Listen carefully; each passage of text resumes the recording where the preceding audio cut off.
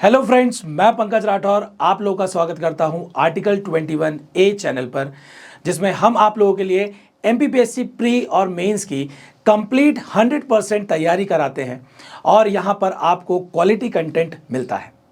तो चलिए, एआई की सीरीज में, जो कि मैंने पिछला आप लोगों को एआई का एक वीडियो कराया था और उसमें मैंने आपको एआई का एक इंट्रोडक्शन दे दिया था। आपको ये बताया था कि एआई से रिलेटेड कौन सी वर्ल्ड फेमस मशीन्स हैं और एग्जैक्टली उनके बारे में थोड़ा थोड़ा डिटेल दिया था। अब हम लोग आज के लेक्चर में ये देखने वाले हैं कि एआई में जो हिस्टोरिकल इवेंट्स हुए हैं और क्या क्या डेवलपमेंट्स हुए हैं, क्या क्या मशीन्स बनी हैं। तो हम एक टाइमलाइन देखेंगे एआई का, जब से एआई की शुरुआत हुई है तब से लेके आज तक कैसा कैसा डेवलपमेंट हुआ है, क्या क्या रोबोट्स या मशीन्स बनाई गई हैं, उनके बारे में फैक्ट्स, क्योंकि एग्जाम में क्वेश्चंस उन मशीन्स या उनसे रिलेटेड फैक्ट्स पर पूछ लिए जाते हैं। तो हमें जो है उन मशीन्स और उनसे रिलेटेड फैक्ट को बहुत अच्छे से जानना है।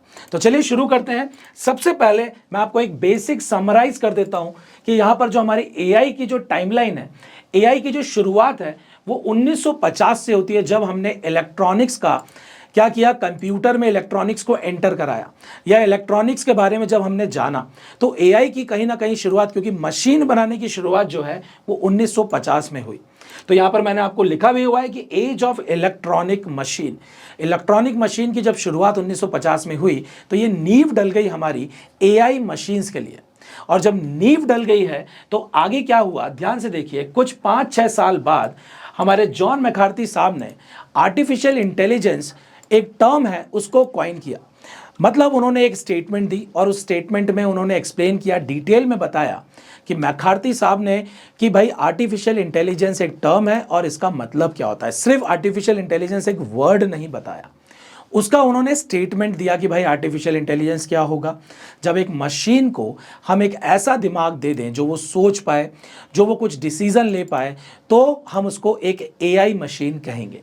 तो यहां पर एज ऑफ इंटेलिजेंस के बारे में बात होती है। तो 1950 के बाद 1955 एज ऑफ इंटेलिजेंस कहलाएगा। और यहां पर हमारे लिए इंपॉर्टेंट कौन है, हमारे लिए इंपॉर्टेंट जो है वो जॉन मैकार्थी साहब हैं। जॉन मैकार्थी जी को फादर ऑफ एआई भी कहा जाता है।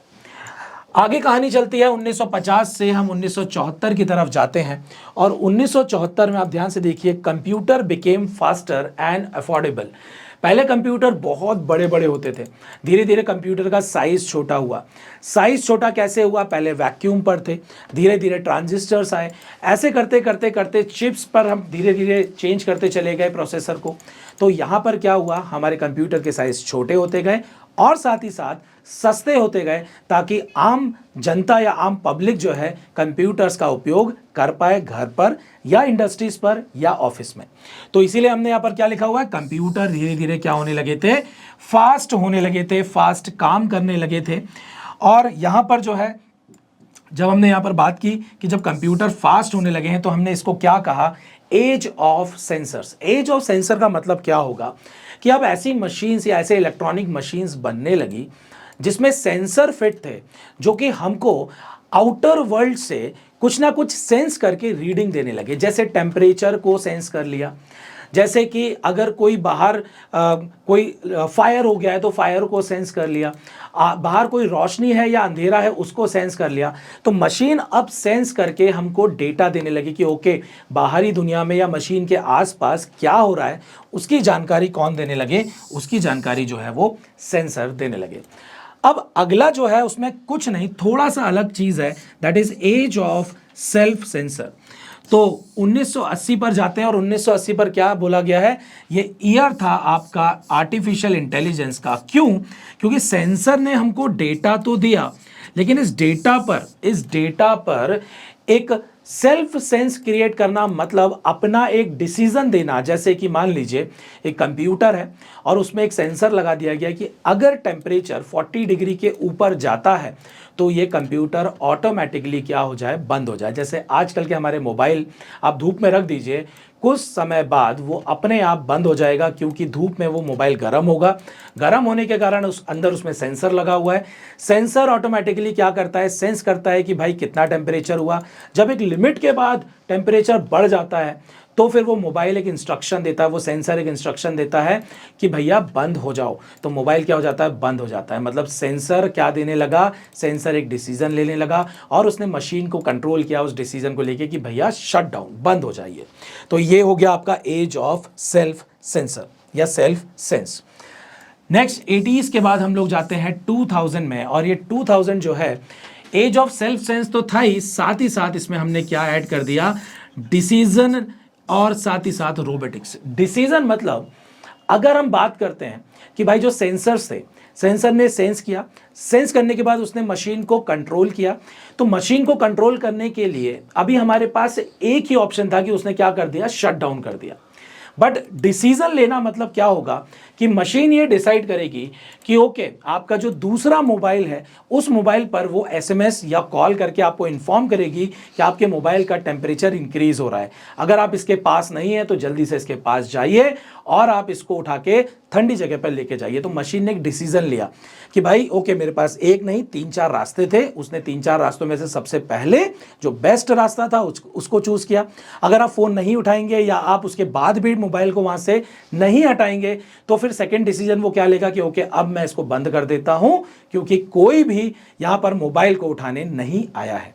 तो यहां पर डिसीजन मेकिंग जो है वो मशीन को हमने दे दी। आफ्टर सेल्फ सेंस हमने मशीन को क्या दे दी, डिसीजन मेकिंग दे दी। और 2000 में यहां पर एक और मैंने टर्म यूज किया गया है जो कि क्या है, रोबोटिक्स। मतलब इस ईयर में या इस ईयर के आसपास ऐसे रोबोट्स डेवलप होने लगे जिनमें डिसीजन मेकिंग पार्ट थी, वो आसपास सेंस करके चीज़ों को डिसीजन ले पाते थे और सेल्फ जो है वहाँ पर मशीन को कंट्रोल भी कर पाते थे। तो हमने यहाँ पर एआई का हिस्ट्री देखा, एक टाइमलाइन देखा 1950 से लेके हमने 50 से 55 गए एंड सो ऑन हम सीधे 2000 तक पहुँचे और हमने देखा कि एज ऑफ इलेक्ट्रॉनिक के बाद जो है आपका एज ऑफ इंटेलिजेंस आया, उसके बाद एज ऑफ सेंसर आया, फिर एज ऑफ सेल्फ सेंस आया और उसके बाद हम बात करें तो सेल्फ सेंस के साथ हमने डिसीजन और साथ ही साथ रोबोटिक्स जो है उसका डेवलपमेंट या रोबोट्स का डेवलपमेंट चालू कर दिया।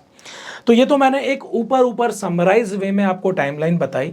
अब थोड़ा सा डिटेल में चलते हैं और डिटेल में हम ये देखते हैं किस ईयर कौन सी चीज़ डेवलप हुई एआई से रिलेटेड, चाहे वो मशीन हो या कोई इवेंट हो, हम उसको समझेंगे और उससे रिलेटेड कुछ फैक्ट्स देखेंगे क्योंकि एग्जाम में मैंने जैसा कि बताया क्वेश्चंस यहीं से फॉर्म होने। तो सबसे पहला यहां पर ध्यान से देखिए 1950 की हम बात कर रहे हैं।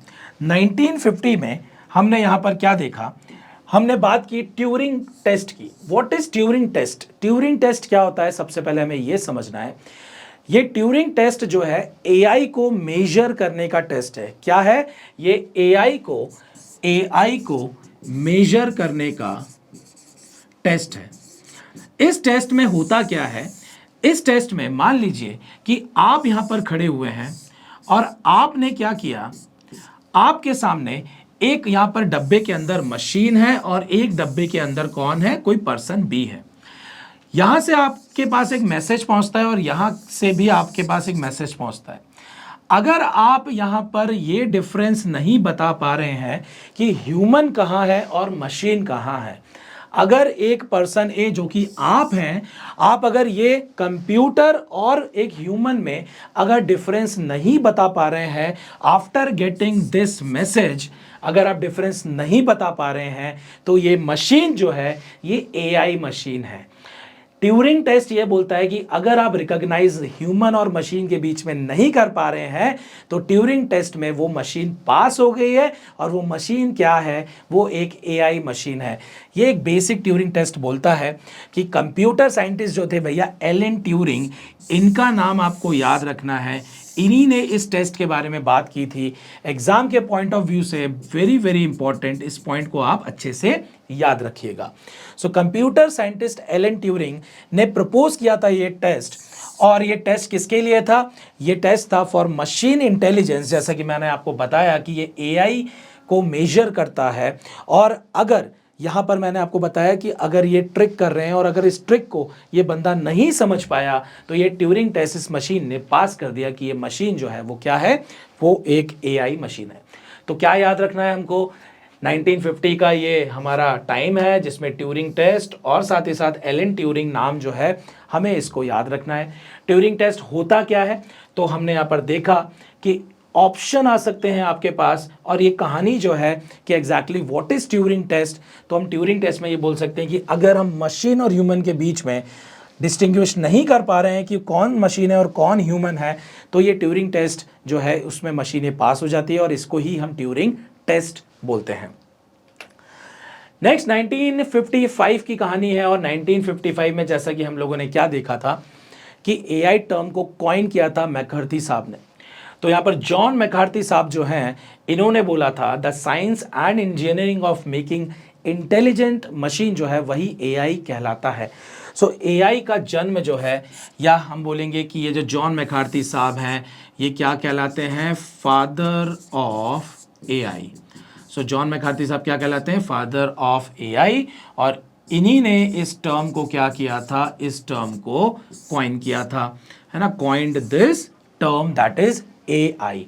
तो हमें यहाँ पर फोटो भी मैंने लगा रखी है, ये जॉन मैकार्थी साहब हैं, इन्हीं ने एआई जो टर्म है उसको कॉइन किया था। तो आपको याद रखना है फादर ऑफ एआई कौन है, फादर ऑफ एआई जो है वो जॉन मैकार्थी है। टाइम पीरियड कब का है, 1955, इसको हमें याद रखना है, 1955 जॉन मैकार्थी, इन्होंने टर्म कॉइन किया है और इन्हीं को हम फादर ऑफ एआई कहते हैं। तो ये पॉइंट्स हमें याद रखने हैं, एग्जाम के पॉइंट ऑफ व्यू से बहुत इंपॉर्टेंट है। नेक्स्ट आ जाता है 1961, और 1961 में क्या इंसिडेंट, या मैं बोलूँगा इंसिडेंट तो नहीं बोलूँगा, ऐसा क्या हुआ था कि 1961 हमारे टाइमलाइन के लिए इंपॉर्टेंट है। सो यूनीमेट जो है ये एक फर्स्ट इंडस्ट्रियल रोबोट है, और ये रोबोट क्या है, रोबोट आप देखेंगे रोबोट का क्या एक तरह से आर्म है, और ये एग्जैक्टली क्या करता है, फैक्ट्री असेंबली में रोबोट क्या करता है, कोई स्पेसिफिक टास्क करता है। ये क्या करेगा, कोई स्पेसिफिक क्या करने वाला है, ये टास्क करने वाला है।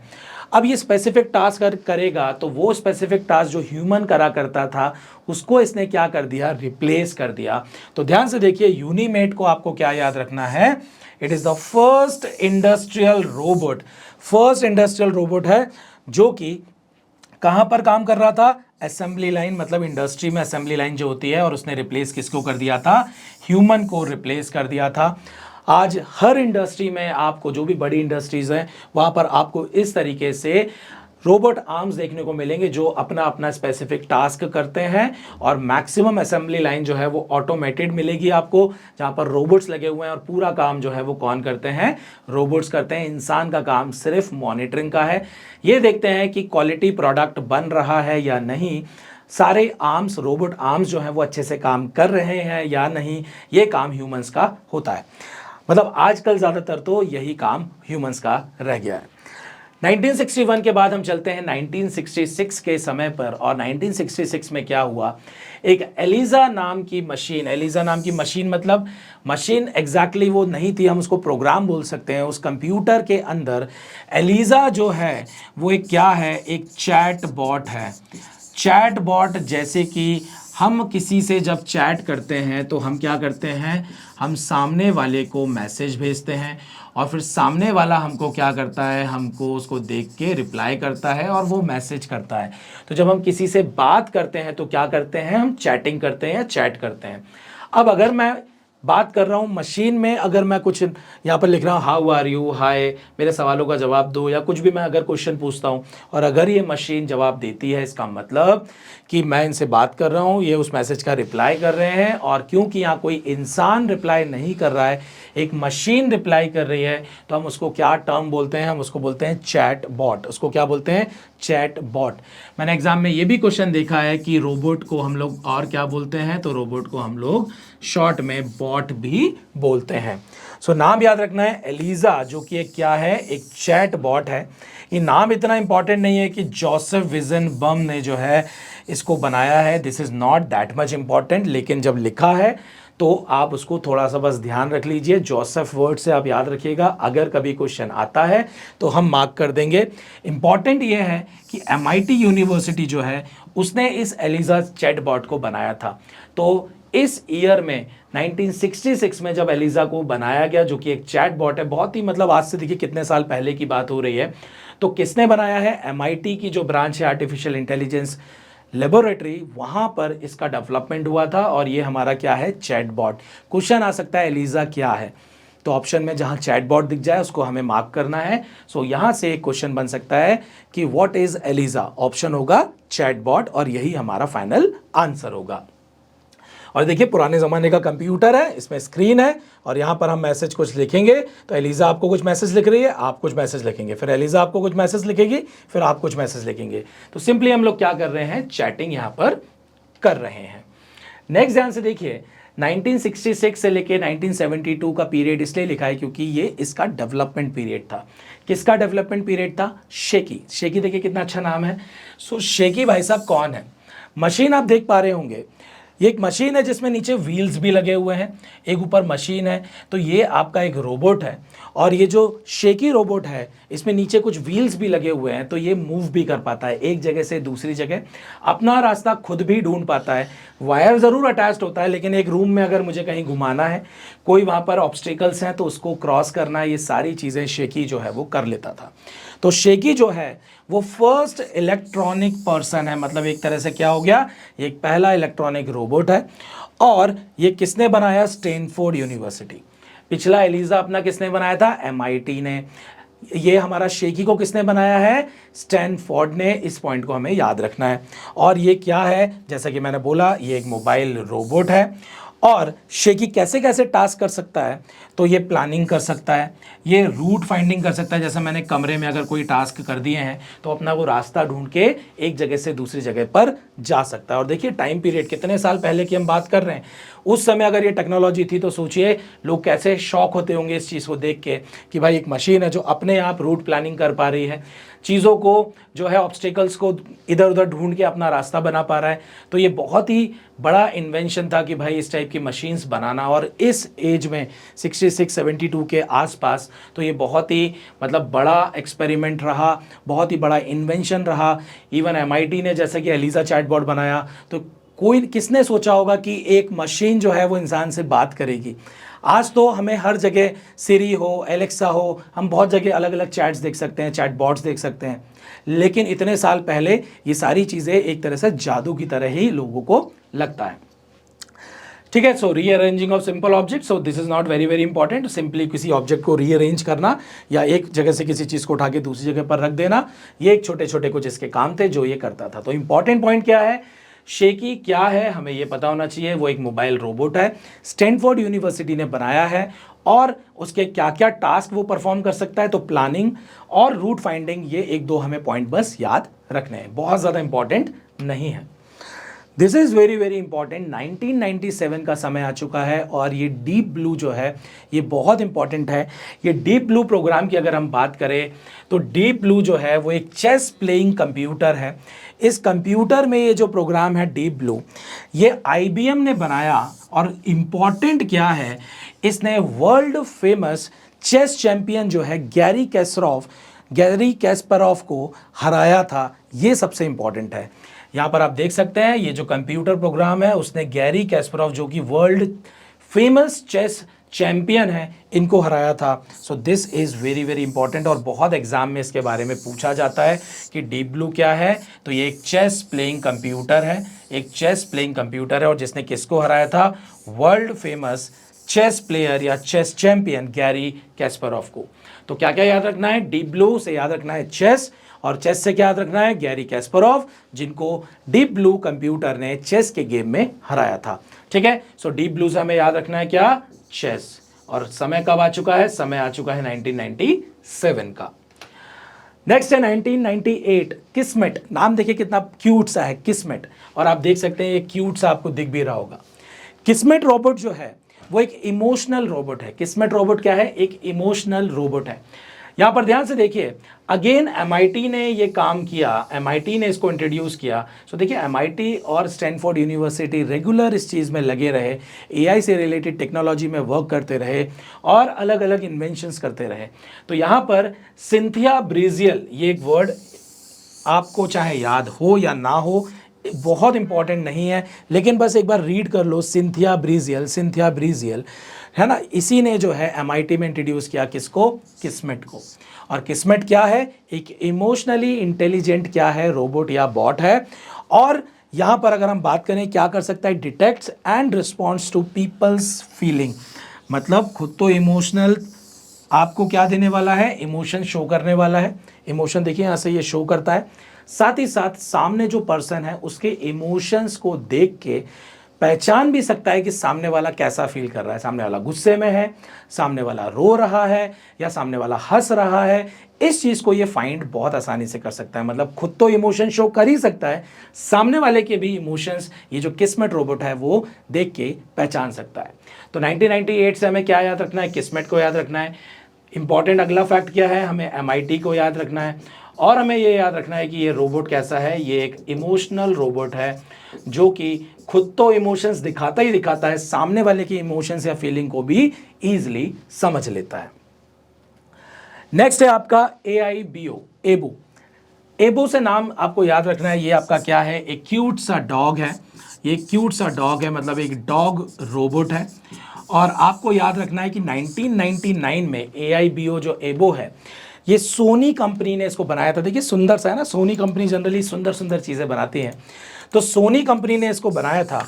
और एक रोबोट पेट डॉग है जिसको आप घर आएंगे तो आप उसको खिला सकते हैं, वो आपके सामने पूंछ हिला सकता है ना, वो आपके सामने हल्का हल्का बाग कर सकता है। और इवन इसमें एक और खासियत थी कि ये चीज़ों को धीरे धीरे एक्सपीरियंस से लर्न भी करता है। तो इसके बारे में आपको आगे बताऊंगा कि एग्जैक्टली मशीन लर्निंग क्या होती है, डीप लर्निंग क्या होती है। तो इसमें एक बेसिक मशीन लर्निंग का काम था जिसमें कि ये चीज़ों को आसपास देख के धीरे धीरे लर्न भी करता था।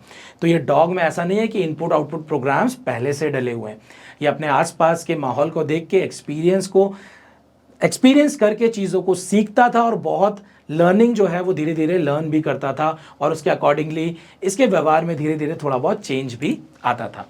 तो ये हमारा क्या हो गया, AIBO, that is dog robot है, जिसे सोनी कंपनी ने बनाया था। This is very very important कि इसको सोनी कंपनी ने बनाया है, ये एक डॉग रोबोट है।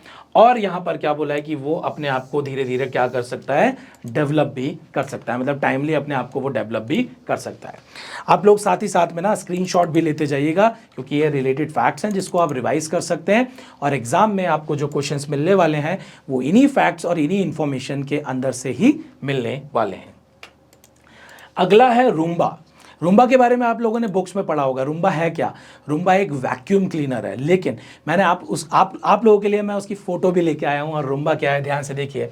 रूम्बा ये एक वैक्यूम क्लीनर है, ये एक रोबोट है जो कि आप बस घर के फ्लोर पर छोड़ दीजिए, वो घूमता रहेगा, गंदगी ढूंढेगा और साफ़ सफाई कर देगा।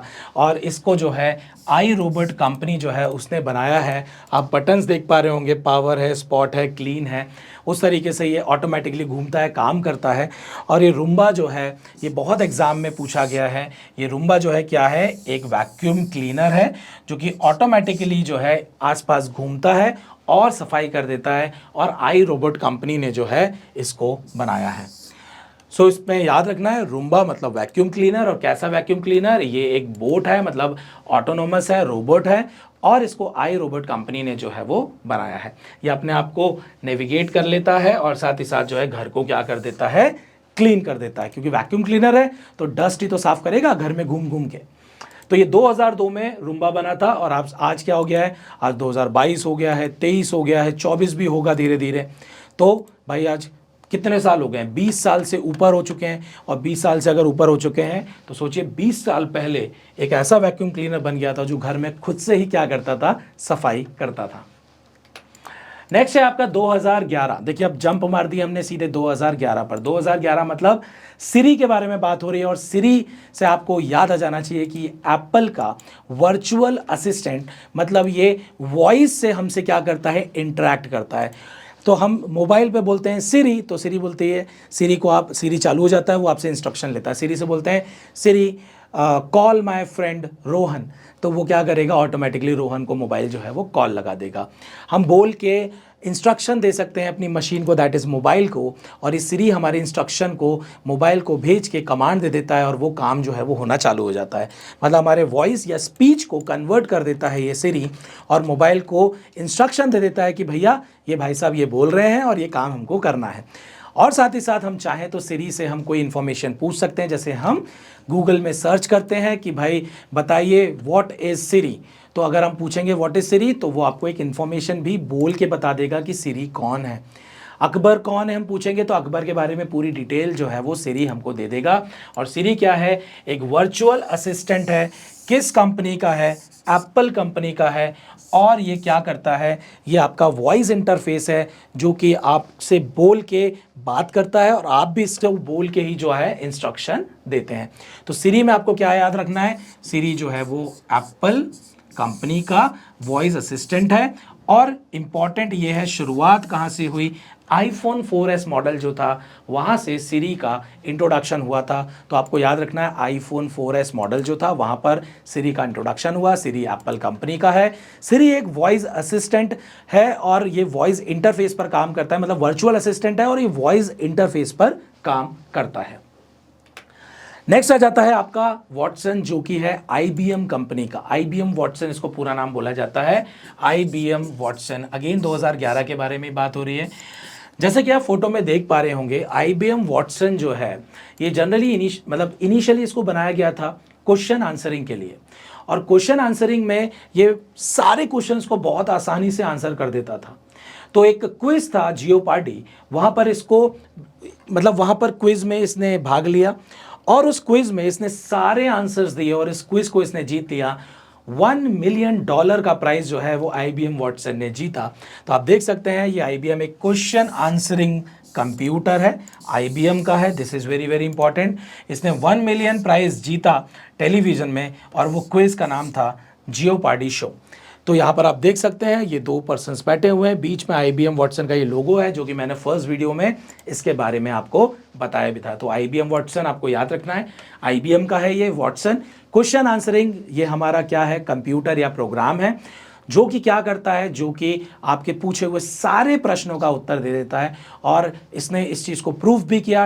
$1 मिलियन जियोपार्डी शो पर इसने जीता, उस क्विज को जीता, तो इसने अपने आप को वहाँ पर प्रूफ भी कर दिया। नेक्स्ट है आपका 2014 का यूगीन। और ये यूगीन जो है इसको आपको किस लिए याद रखना है, 2014 की कहानी है।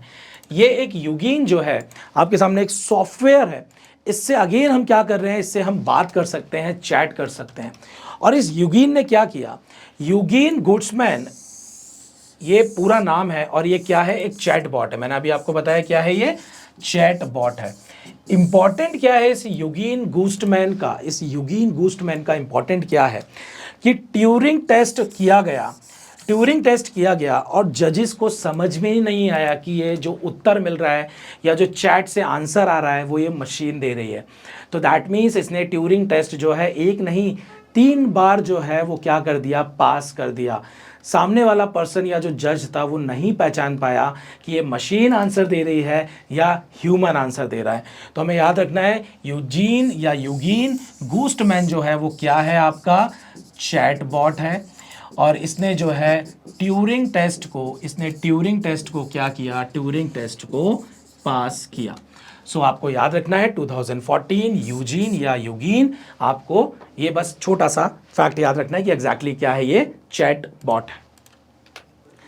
नेक्स्ट है एलेक्सा। जैसे कि हम लोगों ने सिरी देखा वैसे ही हमारा क्या है, एलेक्सा है। एलेक्सा की आप फोटो देख सकते हैं, यहाँ पर ये मोबाइल बना हुआ है, ये स्पीकर बना हुआ है।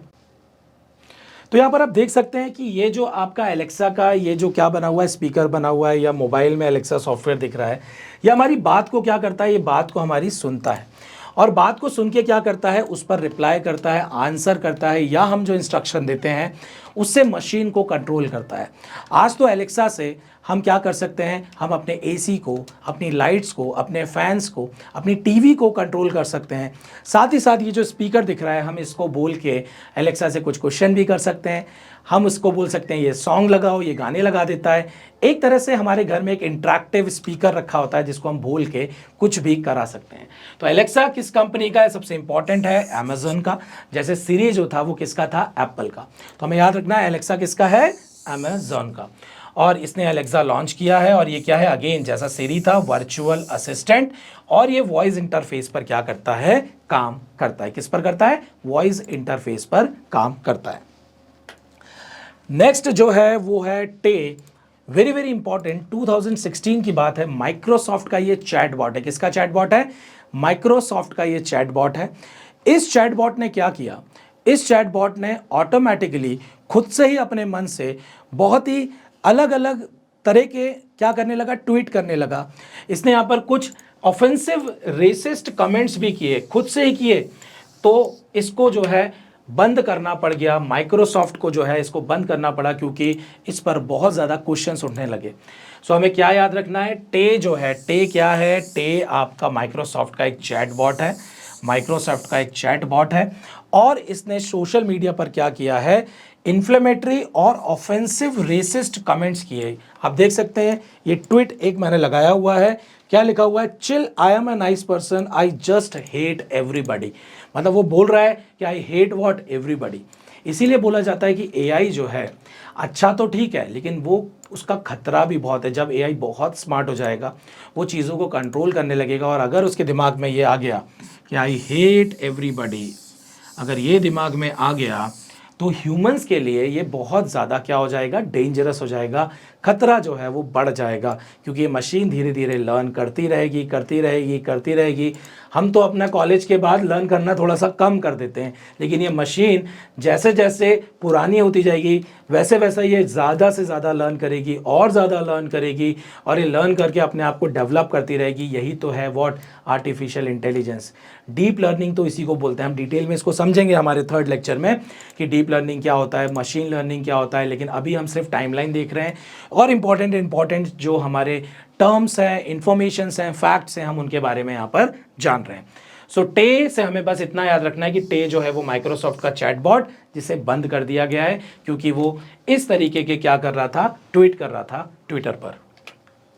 नेक्स्ट है आपका 2017 अल्फागो। अल्फागो में आप देख सकते हैं ये जियो लगा हुआ है। जियो से आपको याद रखना है कि ये गूगल का क्या है? AI AlphaGo. ये अल्फागो जो है वो क्या है? गूगल का एक एआई यहाँ पर क्या है? एक सिस्टम है, एक कंप्यूटर है। जैसे कि हमारा डीप ब्लू था, डीप ब्लू चेस खेलता था। अल्फागो क्या करता है? अल्फागो जो है एक कॉम्प्लेक्स बोर्ड गेम होता है, एक कॉम्प्लेक्स गेम बोर्ड होता है गो, उसको खेलता है। इस गो से आपको याद रखना है गूगल, और गो से याद रखना है कि गो जो है वो क्या है? एक कॉम्प्लेक्स क्या है? कॉम्प्लेक्स बोर्ड गेम है। आप देख सकते हैं यहाँ पर एक बोर्ड बना हुआ है, यहाँ पर जो है वो एक ऐसी कुछ गोटियाँ रखी रहती है, इसको उठा उठा के ऐसे रखते हैं और ये गेम खेलते हैं। इस अल्फागो ने क्या किया? उसने KG, इस नाम को आप याद चाहे रखें, इतना इंपॉर्टेंट नहीं है, KG को जो है इस गेम में हरा दिया था। और इम्पॉर्टेंट बात क्या है कि यहाँ पर इस गेम में इतने पॉसिबल पोजीशंस बनते हैं। कितने possible? 2 raised to the power 170 possible क्या बनते हैं? पॉसिबल यहाँ पर पोजीशंस हैं अलग अलग की। अगर मैंने एक गोटी यहाँ रखी तो दूसरी यहाँ रखेंगे, तीसरी यहाँ रखेंगे, तो 2 raised to the power 170 जो कि बहुत बड़ा नंबर होता है। इतने पॉसिबल क्या है यहाँ पर? पोजीशंस हैं, और उन पोजीशंस पर सोचना और साथ ही साथ एक बड़े प्लेयर जो कि KG है उनको हराना अपने आप में ही बहुत बड़ी बात थी। इसीलिए अल्फागो जो है वो फेमस हुआ कि उसने इस गेम में KG को हराया। और ये किसने बनाया था? गूगल ने, इसलिए बहुत इंपॉर्टेंट है। तो गूगल ने किसको बनाया? KG को बनाया। डीप ब्लू क्या था? वो एक चेस कंप्यूटर था जिसने किसको हराया था? हमारे गैरी कैस्परोव को हराया था, जो कि चेस के बहुत बड़े प्लेयर थे। और अल्फागो ने किसको हराया है? KG को हराया है।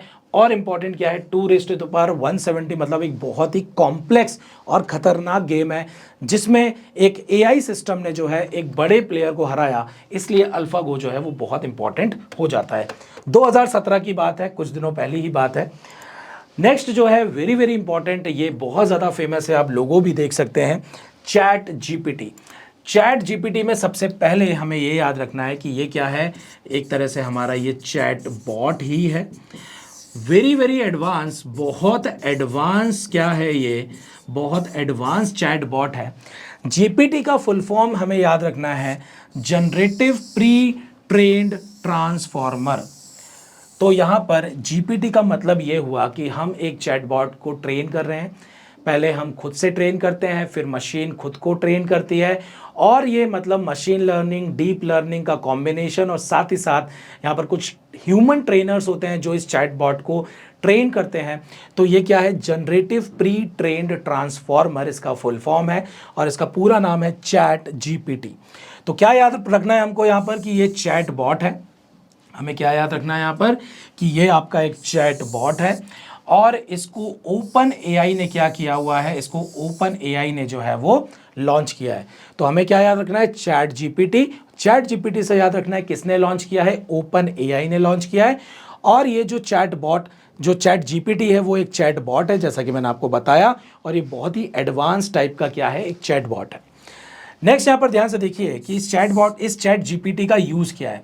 इसको यूज़ किया जाता है जनरेटिंग डायलॉग्स। इसको यूज़ कैसे किया जाता है, जनरेटिंग डायलॉग्स। मतलब हमारे पास एक विंडो है, अगर मैं कोई क्वेश्चन करता हूँ, इस क्वेश्चन का आंसर अगेन डायलॉग्स के थ्रू देना, ताकि ऐसा लगे कोई ह्यूमन मेरे से बात कर रहा है, एकदम से पैराग्राफ नहीं आ जाएगा।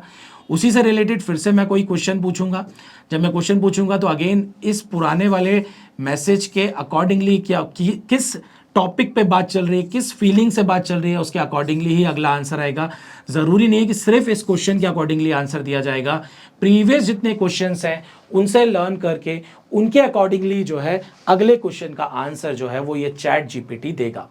तो चैट जीपीटी जो है वो पुरानी चैट्स को या पुराने जो भी मैसेजेस हैं उनको देख देख के लर्न करेगा, और उसके अकॉर्डिंगली ही वो आपसे क्या करेगा, डायलॉग्स में बात करेगा। तो चैट जीपीटी एक चैट बॉट है जो कि डायलॉग से आपसे क्या करेगा, इंटरेक्ट करेगा, और इसको ओपन एआई ने जो है वो क्या किया है, लॉन्च किया है। It is built on top of open AI GPT-3 family. So very very important कि ये जो चैट जीपीटी है, ये चैट जीपीटी जो है वो GPT-3 फैमिली पर आधारित है। GPT-3 फैमिली पर आधारित है, मतलब ये GPT के क्या है, मॉडल्स हैं। जैसे जनरेटिव प्री ट्रेन ट्रांसफॉर्मर इसका फुल फॉर्म है, इसके मॉडल्स हैं, इसका 3 है, 3.5 भी है। तो ये किस पर आधारित है, GPT-3 पर आधारित है। अब ये GPT का काम क्या है वो ध्यान से देखिएगा। क्वेश्चन आता है कि GPT-3 फैमिली जो है वो बोथ सुपरवाइज्ड और रीइंफोर्समेंट लर्निंग टेक्निक पर डिपेंडेंट है। तो सुपरवाइज्ड और रीइंफोर्समेंट में क्या डिफरेंस है, पहले हम इसको समझते हैं। तो सुपरवाइज्ड क्या होता है, सुपरवाइज्ड ये होता है कि जब मैंने एक चैट जीपीटी मशीन बनाई, तो इस जीपीटी मशीन में हमने सिंपली एक खाली मशीन बना दी है। अब 2 ह्यूमन ट्रेनर बैठ गए, ये एक दूसरे से क्या कर रहे हैं, एक दूसरे से चैट कर रहे हैं। जब एक दूसरे से चैट कर रहे हैं तो उन डायलॉग्स को देख रहा है कौन, ये मशीन, एआई मशीन जो है वो देख रही है। इन दोनों के चैट को देख देख के वो क्या कर रही है, लर्न कर रही है। ऐसे पहले ह्यूमन ट्रेनर को रखा गया और लर्न किया गया, तो हम इसको क्या बोलते हैं, सुपरवाइज्ड लर्निंग बोलते हैं। क्या बोलते हैं, सुपरवाइज्ड लर्निंग। तो सुपरवाइज्ड लर्निंग आपको समझनी है, जब 2 ह्यूमंस आपस में बात कर रहे हैं, उनके चैट्स को देख के एआई मशीन जब लर्न कर रही है, मतलब मशीन 2 ह्यूमन के मैसेजेस को देख के लर्न कर रही है, तो वो कहलाता है सुपरवाइज्ड लर्निंग। अगला जो है रीइंफोर्समेंट लर्निंग। सो रीइंफोर्समेंट लर्निंग क्या हो जाएगी, जब ये 2 ह्यूमन ट्रेनर ने सिखा दिया मशीन को, अब इस मशीन से अब एक ह्यूमन आके बात करेगा। ये मशीन है, इस मशीन से ये ह्यूमन आके बात करेगा। इसने कुछ क्या किया, क्वेश्चन पूछा, इसने आंसर दिया। अब ये क्या करेगा, उसको रैंक करेगा कि आपने जो क्वेश्चन का आंसर दिया वो सही है या नहीं। रैंक मतलब करेगा, उसको कुछ प्राइस देगा, उसको रिवॉर्ड देगा। सो हर रिवॉर्ड से ये मशीन लर्न करती है कि ओके मैंने जो आंसर दिया था वो सही दिया था। तो रिवॉर्ड से क्या होगा, वो मशीन मोटिवेट होगी और उसको सही लगेगा कि मैंने जो बोला था वो यहाँ पर सही बोला था। और जब उसको रिवॉर्ड नहीं मिलेगा तो वो उसको प्रायोरिटी नहीं देगी कि मैंने इस क्वेश्चन का जो आंसर दिया था वो सही आंसर नहीं है। जैसे हम डॉग को जब ट्रेन करते हैं तो डॉग जब कोई चीज़ हम उसको सिखाते हैं तो हम उसको रिवॉर्ड देते हैं, छोटा सा कुछ खाने को दे दिया तो वो खुश हो जाता है, वो बार बार उसी चीज़ को फिर करने लगता है और वो फिर ट्रेंड हो जाता है। तो वैसे ही मशीन को जो है ट्रेन करते हैं रिवॉर्ड देके, और उस मशीन को एक ह्यूमन जो है वो ट्रेन करता है और रिवॉर्ड दे दे के ट्रेन करता है, उसको हम बोलते हैं रीइंफोर्समेंट लर्निंग।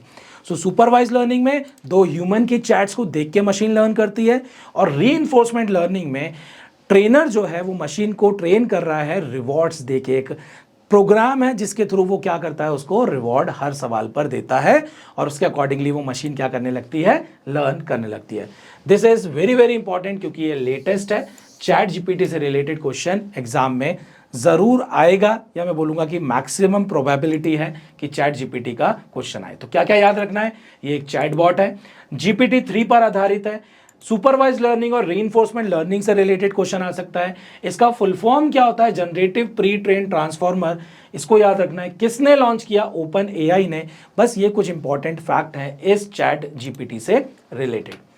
तो यहां पर जो है मैंने आप लोगों को एआई की पूरी हिस्ट्री बताई, टाइमलाइन बताई समराइज्ड वे में, और साथ ही साथ हिस्ट्री में जो भी इवेंट्स हुए, जो भी इन्वेंशंस हुआ, उनको हमने ईयर वाइज जो है वो देखा, धीरे धीरे एआई का डेवलपमेंट होते हुए देखा, और लेटेस्ट हम 2022 में पहुंचे कि 2022 में चैट जीपीटी जो है वो लॉन्च हुआ, जिसको ओपन एआई ने किया, और ये बहुत ही एडवांस लेवल का क्या है, चैट बॉट है। तो यहाँ पर हमने एआई का पूरा एक टाइमलाइन देख लिया है। नेक्स्ट वीडियो में हम मशीन लर्निंग, डीप लर्निंग और उससे रिलेटेड जो भी दूसरे फैक्ट्स हैं उनको हम समझेंगे और डिटेल में समझेंगे। और उसके बाद फिर हम एमसीक्यूज, एग्जाम में जो प्रीवियस क्वेश्चंस आ चुके हैं और जो एक्सपेक्टेड क्वेश्चंस हैं, हम उन सारे क्वेश्चंस को कवर अप करेंगे। तो एक इन्फॉर्मेशन आप लोगों को देना चाहता हूं कि हमारा जो चैनल है आर्टिकल 21A, इस पर आपको एमपीपीएससी प्री और मेंस का कंप्लीट कोर्स, वो भी 100% फ्री और क्वालिटी कंटेंट यहां पर मिलता है। तो आपको करना क्या है, आप चैनल को सब्सक्राइब करें और अपने फ्रेंड्स और रिलेटिव्स को शेयर जरूर करें। Thank you very much.